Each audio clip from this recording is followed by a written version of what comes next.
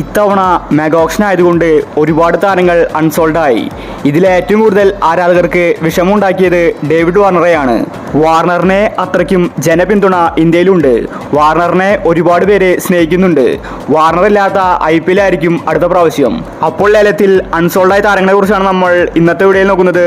ഇതുപോലത്തെ IPL ന്യൂസിന് വേണ്ടി ചാനൽ മറക്കാതെ സബ്സ്ക്രൈബ് ചെയ്യൂ.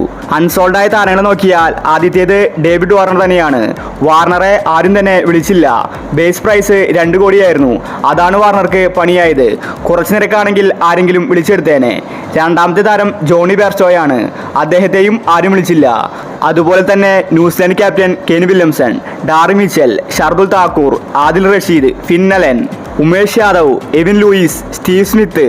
സ്മിത്തിനെ ആരെങ്കിലും വിളിക്കുമെന്ന് എല്ലാവരും കരുതി. എന്നാൽ സ്മിത്തും അൺസോൾഡായി.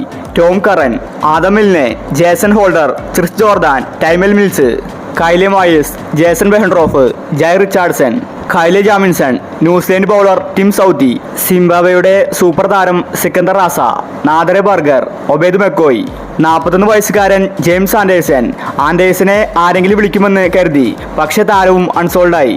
അതുപോലെ തന്നെ മായങ്ക് അഗർവാൾ, പണ്ട് ഡൽഹി ടീമിലുണ്ടായിരുന്ന പൃഥ്വി ഷോയെ ആരെങ്കിലും വിളിക്കുമെന്ന് കരുതി. ഡൽഹി ടീമിലെ മികച്ചൊരു ഓപ്പണറായിരുന്നു. പൃഥ്വി ഷോയും അൺസോൾഡായി.